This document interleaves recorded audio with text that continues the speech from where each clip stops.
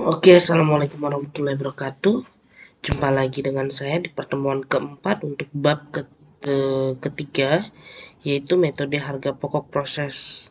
Di mana di sini pokok bahasannya adalah konsep pengumpulan biaya berdasarkan proses, manfaat informasi harga pokok proses, metode harga pokok proses, pengaruh produk yang hilang, rusak dan cacat, pengaruh penambahan biaya bahan baku terhadap penambahan unit produksi, pengaruh penggunaan metode persediaan akhir yang berbeda dalam perhitungan unit ekuivalen. Nah, definisi metode harga pokok proses adalah metode harga pokok proses merupakan metode pengumpulan biaya produksi yang digunakan oleh perusahaan yang mengolah produksinya secara massal atau bukan berdasarkan pesanan.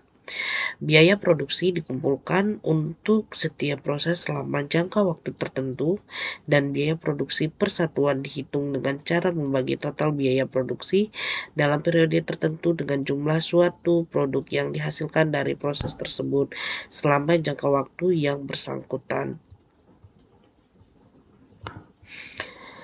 Karakter metode harga pokok proses. 1. Produk yang dihasilkan merupakan produk standar. Produk yang dihasilkan dari bulan ke bulan adalah sama.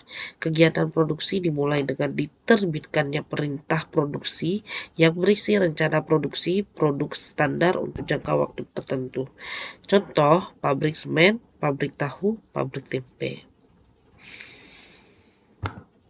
Nah, di sini adalah perbedaan metode harga pokok proses dengan metode harga pokok pesanan, di mana Anda bisa melihat.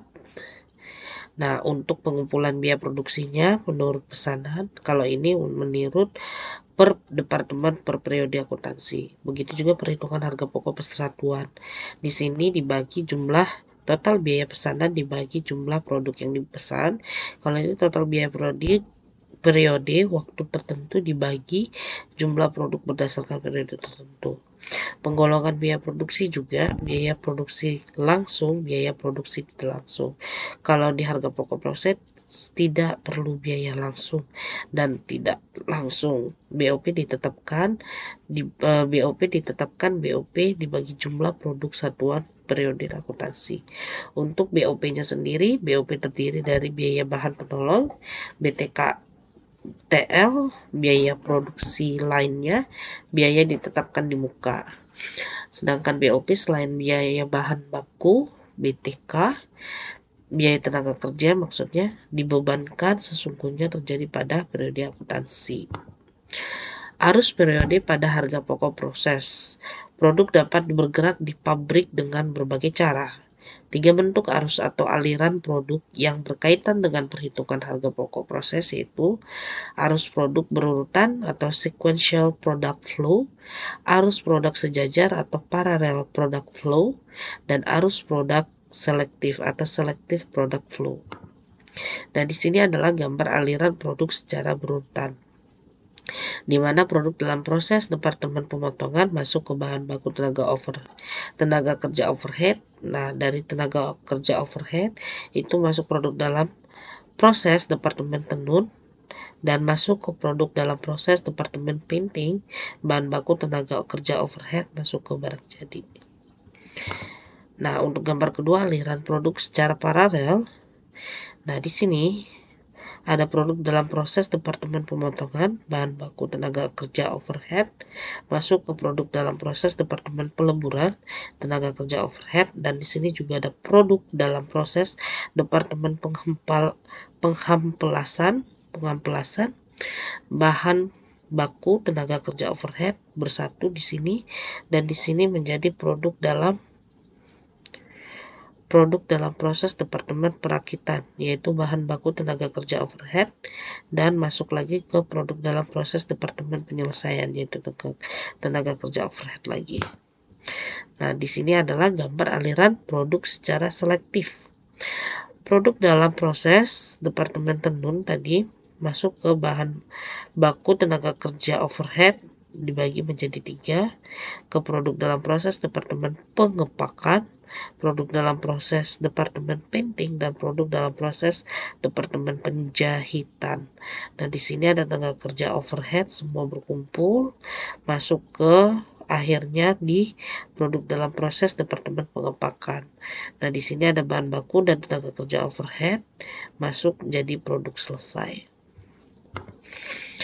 Manfaat informasi harga pokok proses yaitu menentukan harga jual produk, memantau realisasi biaya produksi, menghitung laba atau rugi periodik, menentukan harga pokok persediaan produk jadi dan produk dalam proses yang disajikan dalam neraca. Menentukan harga jual produk yaitu adalah taksiran biaya produksi untuk jangka waktu tertentu, taksiran biaya non-produksi untuk jangka waktu tertentu, taksiran total biaya untuk jangka waktu tertentu, jumlah produk yang dihasilkan untuk jangka waktu tertentu. Nah, taksiran harga pokok produk persatuan ditambah dengan laba per unit yang diinginkan menghasilkan taksiran harga jual per unit yang dibebankan kepada pembeli. Nah, taksiran biaya bahan baku ditambah dengan biaya tenaga kerja langsung ditambah dengan BOP, biaya overhead pabrik, yaitu menjadi taksiran biaya produksi. Memantau realisasi biaya. Manajemen memerlukan informasi biaya produksi yang sesungguhnya dikeluarkan dalam pelaksananya rencana produksi ketika rencana untuk jangka waktu tertentu tersebut telah diputuskan. Akuntansi biaya digunakan untuk mengumpulkan informasi tersebut. Apakah total biaya produksi sesuai dengan yang telah diperhitungkan atau sesuai rencana atau tidak. Metode yang dilakukan adalah harga pokok proses. Nah, adapun rumusnya, biaya produksi sesungguhnya bulan, biaya bahan baku sesungguhnya ditambah biaya tenaga kerja sesungguhnya ditambah dengan biaya overhead pabrik sesungguhnya. Total biaya produksi sesungguhnya bulan yaitu ini. Menghitung laba atau rugi periodik. Informasi biaya produksi yang telah dikeluarkan digunakan untuk mengetahui apakah kegiatan produksi perusahaan dalam periode tertentu menghasilkan laba atau justru rugi. Laba atau rugi digunakan untuk mengetahui kontribusi produk dalam menutup biaya non-produksi dan menghasilkan laba atau rugi. Metode harga pokok proses digunakan oleh manajemen untuk mengumpulkan informasi biaya produksi yang sesungguhnya dikeluarkan pada periode tertentu guna menghasilkan informasi laba atau rugi pada setiap periode. Nah, ini adalah rumusnya. Jadi, hasil penjualan di sini nanti masuk persediaan jadi awal, proses awal digabung, biaya produksi ada biaya bahan baku, tenaga kerja langsung dan overhead dan menjadi total biaya produksi, maka di sini masuk persediaan produk dalam proses akhir dikurang dan menjadi harga pokok produksi. Harga pokok produksi yang tersedia untuk dijual dikurangi dengan persediaan produk jadi akhir, maka menjadi harga pokok produk yang dijual dan menghasilkan laba kotor. Menghitung harga pokok persediaan produk jadi dan produk dalam proses yang akan disajikan dalam neraca. Laporan keuangan sebagai pertanggungjawaban manajemen atau salah satunya adalah neraca. Dalam neraca harus ada informasi harga pokok persediaan produk jadi dan harga pokok produk yang ada pada tanggal neraca masih dalam proses sehingga perlu catatan biaya produksi tiap periode. Catatan biaya produksi tiap periode berguna bagi manajemen untuk menentukan biaya produksi yang melekat pada produk jadi yang belum laku dijual dalam kurung harga pokok persediaan produk jadi dan produk yang masih dalam proses pengerjaan yaitu harga pokok persediaan produk dalam proses pada tanggal neraca. Akuntansi bahan, tenaga kerja, dan biaya overhead. Pada perusahaan manufaktur, proses produksi dapat berlangsung melalui beberapa departemen. Biaya-biaya dikumpulkan pada masing-masing departemen pada suatu periode. Pada arus produk yang berurutan, produk selesai dari Departemen 1 akan menjadi bahan baku atau input Departemen 2 dan produk selesai di Departemen 2 menjadi persediaan barang selesai yang dijual, yang siap dijual. Berdasarkan gambar ilustrasi tersebut, jurnal yang harus dibuat adalah bisa dilihat seperti ini untuk biaya yang terjadi di Departemen Pengeringan. Dan di sini adalah jurnal barang selesai di Departemen Pengeringan. Ini adalah barang selesai di Departemen Penggilingan. Dan di sini ada biaya yang terjadi di Departemen Pengepakan.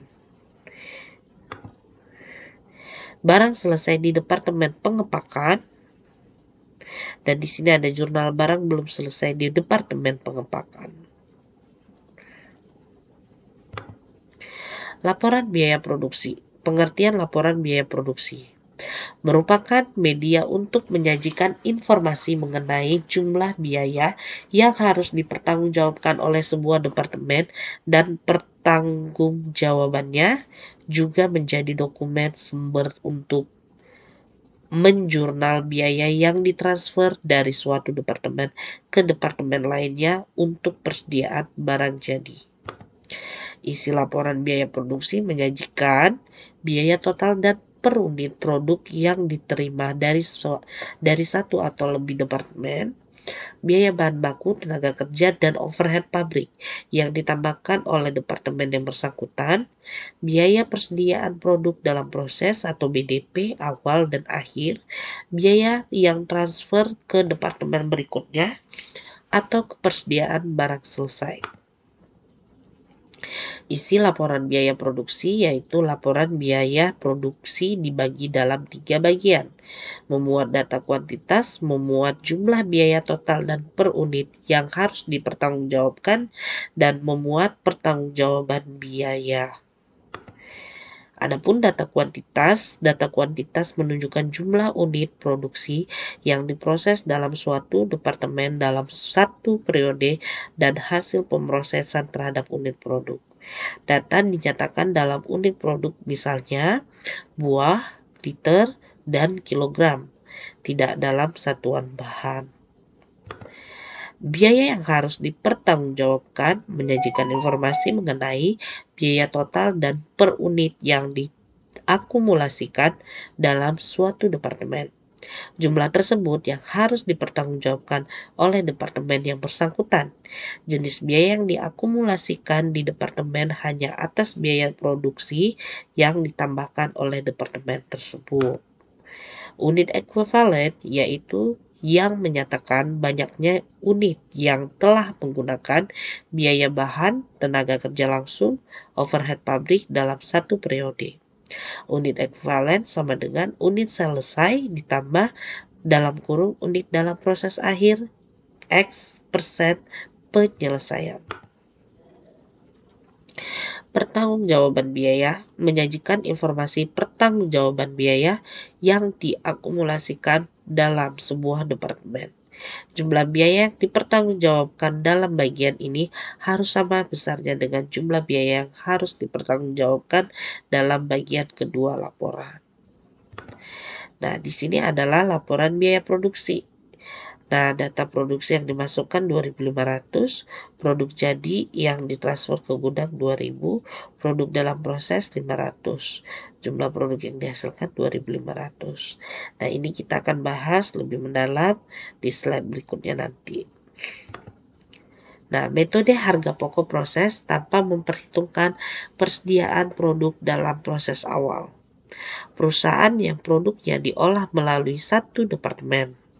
Perusahaan yang produknya diolah melalui lebih dari satu departemen, pengaruh terjadinya produk yang hilang dalam proses terhadap perhitungan harga pokok produksi persatuan dengan anggapan produk hilang pada awal proses dan produk hilang pada akhir proses.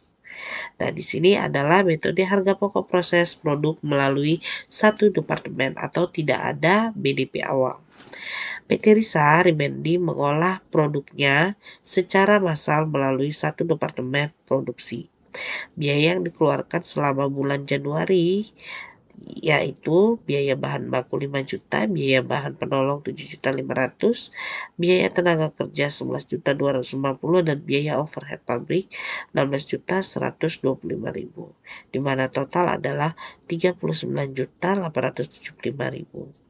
Jumlah produk yang dihasilkan adalah barang jadinya 2000 kg, barang dalam prosesnya 100% biaya bahan baku dan biaya bahan baku penolong, 50% biaya tenaga kerja, 30% BOP, 500 kg. Nah, di sini PT Risari Mendi laporan biaya produksi bulan Januari. Nah, dimasukkan dalam proses 2.500. Nanti dimasukin ke sini. Nah, produk yang ditransfer ke gudang 2.000 masukin. Produk dalam proses 500, jumlah produk yang dihasilkan 2.500. Sudah dibuat seperti ini. Nah, di sini masuk ke sini. Biaya dibebankan bulan Januari. Nah, biaya produksi, biaya bahan baku untuk unit ekuivalen nanti. Biaya bahan baku 5 juta diambil dari sini. 7.500.000, 11.250.000, dan juga 16 juta. Dimasukkan semua total jumlah. Oke. Nah, untuk perhitungan ekuivalennya yaitu ini. Biaya bahan baku 500 dikali 100%, biaya bahan penolong 2000 ditambah 500 kali 100%, mengikuti yang tadi info di sini. Oke. Nah, ini dapat 2.500, 2.500, 2.250, dan 2.150. Disinilah dimasukkan. Nah, dari sini berarti akan mendapat HP per unit, harga pokok per unitnya. Di sini 2.000, di sini 3.000. Nah, itulah yang nanti akan masuk di sini. Nah, nilai ekuivalen yang tadi sudah didapat masuk ke sini, harga pokok dalam proses akhir. Harga pokok produk jadi yang ditransfer ke gudang adalah 2.000 kali 17.500. Nah, ini masuknya ke sini. Nah, ini yang tadi dikumpulin. Nah, setelah itu baru masuk biaya bahan baku yang 2.000, 3.000, 5.000, 7.500 dari yang sini, harga pokok produk. Nah, di sini nemuin uangnya 1 juta, 1.500.000, 1.250.000, dan 1.125.000 dimasukkan ke sini.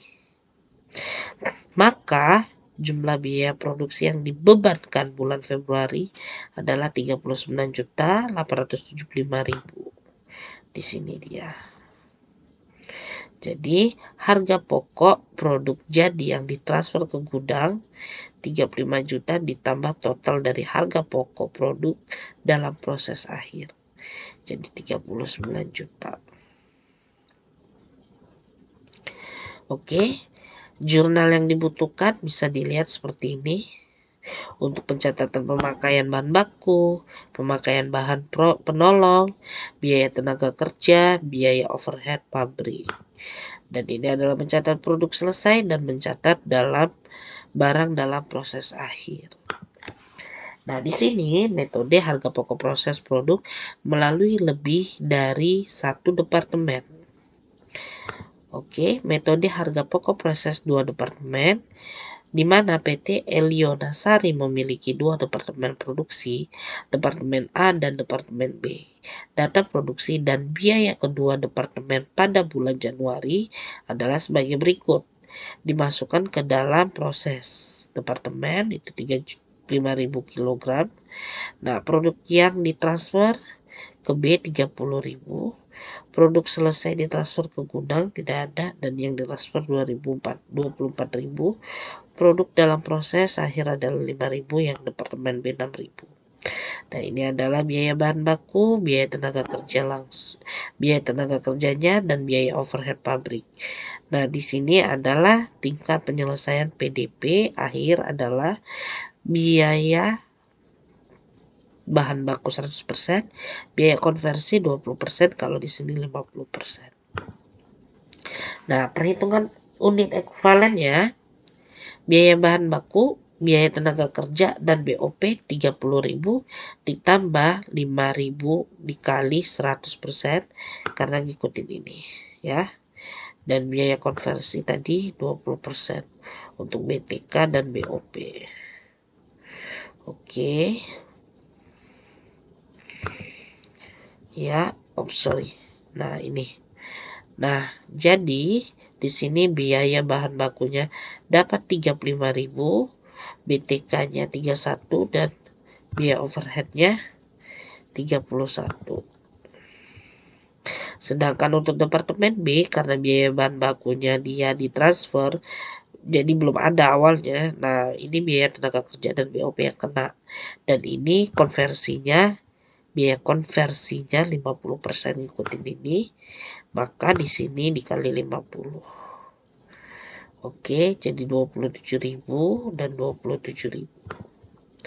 Nah, PT Elena Sari laporan biaya produksi di Departemen A dulu nih. Nah, data produksi dimasukkan dalam proses 35.000. Kita masukin ke sini. Sama seperti tadi. Nah, setelah itu kita masukkan yang 70, 155 sama 248 dari sini. Nah, untuk unit ekuivalen ya kita harus cari di sini.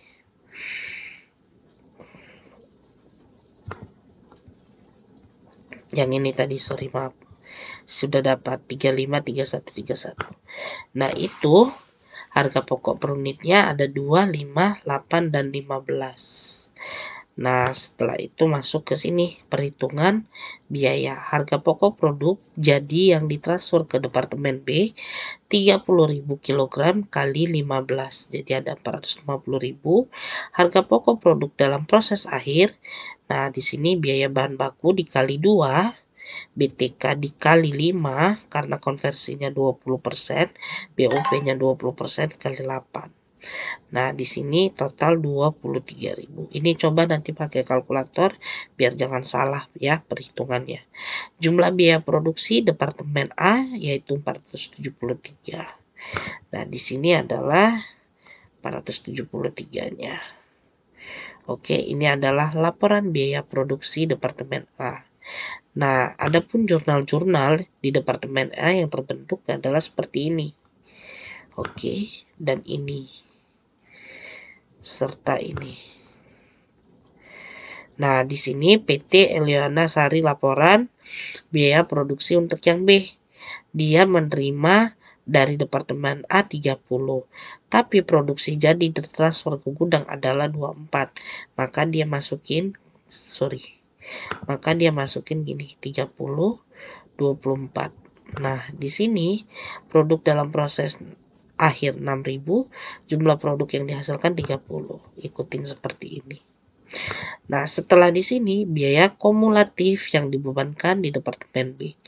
Nah, di sini ada biaya produksi di mana harga pokok dari Departemen A total biayanya 450, unit ekuivalennya 30, dan harga pokok per unitnya 15. Dari mana? Dari sini.